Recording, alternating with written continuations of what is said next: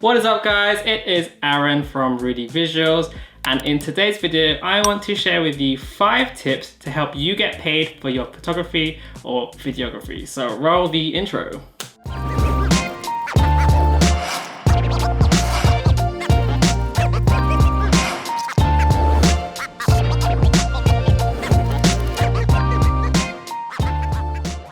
So in the last year, we have been very lucky. We've been able to turn our hobby of photography and videography, and we've been able to start earning an income from it. Spoiler alert, we do both have full-time jobs, so this isn't our main source of income. However, we have been able to supplement our income each month by basically making videos and taking photos.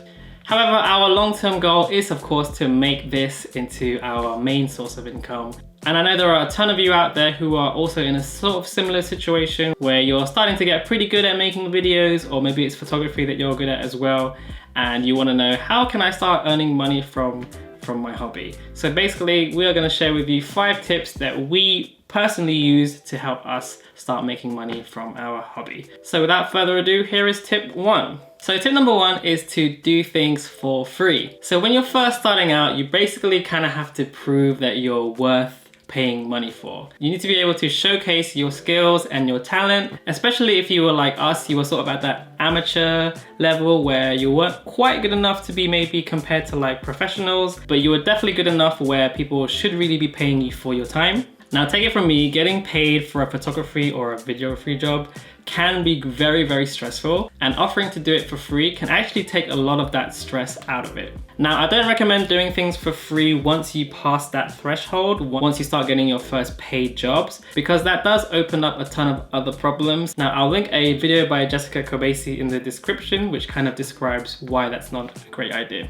But when you are starting out, doing things for free can basically open up a ton of opportunities to you. We recommend collaborating with up-and-coming models, aspiring artists, musicians, or you can even offer to film or photograph an event, or if you're feeling very brave, offer up to do a wedding for free. This gives you actual experience of working out in the field. It gives you experience of editing big projects, and it's a great way to actually improve your knowledge and your skills without having that pressure of knowing that you got paid to do it. It's also a great way just for trial and error, so you know what works and what doesn't work. If it's a specific field that you're trying to get into, for example, if you specifically want to do weddings or shoot portraits or fashion or film music videos, a great way as well is to offer yourself to be a second shooter. So this is when you find other photographers or videographers and you basically shadow them for a day, and you're basically there offering to be an extra pair of hands. You will find that quite a lot of people are very happy to have an extra pair of hands. Even if you're just sort of making coffee or carrying heavy things the entire day,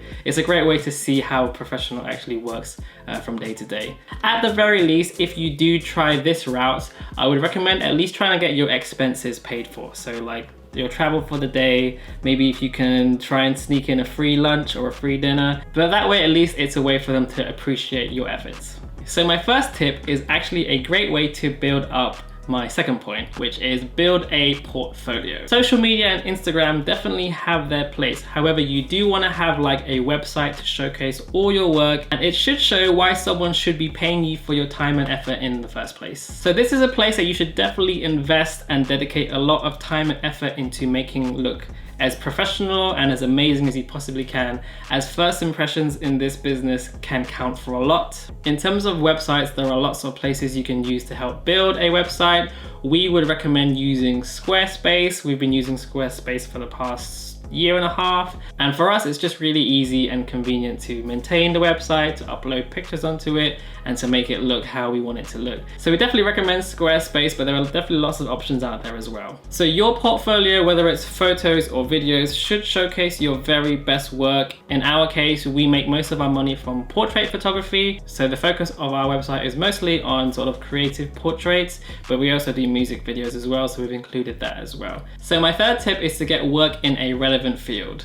So let's say you want to be a fashion photographer, or maybe you want to shoot music videos. It's very difficult to kind of break into that field if your day job is stacking shelves or working in an office or being a cab driver, whatever it is that you do. However, it definitely does help if your day job has some kind of relevance to the field that you want to get into. For example, I worked for an opera company for about 2 years, and I have pretty much zero interest in opera, if I'm being completely honest with you. However, I actually worked in their digital media department, and that gave me the opportunity to work with video. So I spent a lot of my time editing marketing videos, editing like trailers, filming and photographing like launch days and events and parties and things like that. So those are all like really transferable skills that then I was able to use to pursue my own interests. Now, Veronica actually worked at a photography studio for about a year, and that gave her really valuable insight into how to set up a scene, lighting, how to edit photos, how to use Lightroom, how to use Photoshop, working with models, booking them, dealing with clients, all those things that are going to help you with your photography and videography business as well. These are all opportunities that you're not going to get if you're working in an office or working as a waiter in a restaurant. So do try to think about how you can get a job that is somewhat relevant to the field. It might not be completely relevant, but if there's some relation and there's some transferable skills, all these things are definitely going to help you long term in the future. I mean, I worked as an English teacher for over a year, and I'm still teaching English on the side. However, that gave me the opportunity to travel and to work on photography and to work on travel videography. So again, it's all experience that can add up in the long term.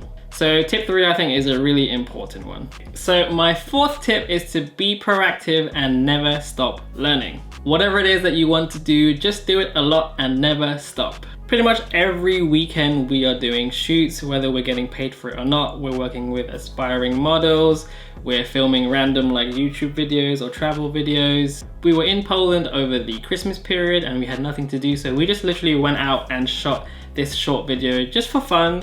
And after we finished filming it, we realized, oh, this actually looks like quite a cool music video. So we posted that in a few Facebook groups, and a bunch of musicians started commenting saying, oh, we want similar videos too. So it just kind of snowballs off from that. So you never know what your work is going to lead to next. Photography wise, Vera is always out there working with like aspiring models and offering to take photos of like family events, which of course in turn leads to like word of mouth and like friends or family wanting to hire her for their personal events. Essentially, the more you're proactive about your work, the more it's gonna like snowball. And essentially after every shoot we have, we get messages from like a friend of a friend saying, oh, we saw your shoot with blah, blah, blah, and we'd love to have the same thing for us. How much do you charge? Etc, etc. Which wouldn't happen if we weren't always being so proactive. So being proactive is really important in this field. Being proactive also means never settling and always trying to learn new things. You do have to be very humble in this field and know that there are a ton of people out there who know a lot more than you do, and there are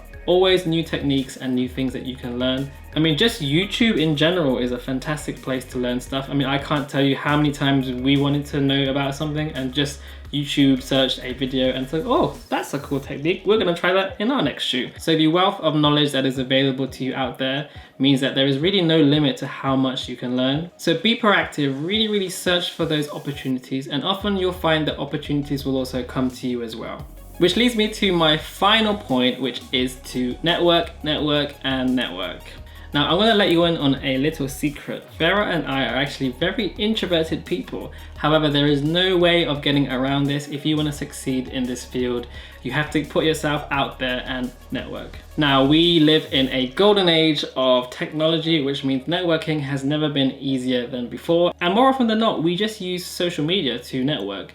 A great place is Facebook, finding Facebook groups that are relevant to you and your interests. Take us, for example, we wanted to work with musicians and help them make music videos. So we found a bunch of local London music groups, posted some examples of our work on the group, and pretty much within the next day we were inundated with requests from people wanting for us to shoot videos for them. Some of them wanted us to do it for free, others were actually willing to pay. Likewise, we also offered to do things like band shoots, and Vera made a post on a Facebook group like 6 months ago, and she's still getting people messaging her about wanting to do shoots. And actually, this was how we got our first photography job, how we got our first filmmaking job.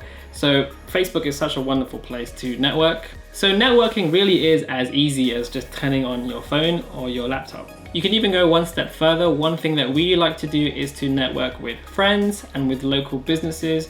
Maybe you have a friend who's like a barber or a tattoo artist, or in our case, Vera had a friend who was a shoemaker, shoe cobbler, offered to shoot photos for their website. At the beginning, we worked with a lot of friends and family, so we offered to do things for like free or to cover expenses. Some of them would get like the friends and family discounts, so they'd get a much cheaper price than if they'd hired like a stranger. But essentially you want to build your way up to the point where you're getting requests and messages from people from outside your social circle. So then at that point, that's when you can start charging them a little bit more for your time and for your efforts. But essentially networking is something that will snowball for you as well. So definitely network as much as you can. It's probably the most important thing you can do out of all of these 5 tips. So there you have it. Those are our 5 tips to help you get paid for your photography and videography. So if you take into account our story, we literally made this YouTube like 2 years ago just for fun to like showcase to our family and friends what we got up to on our travels.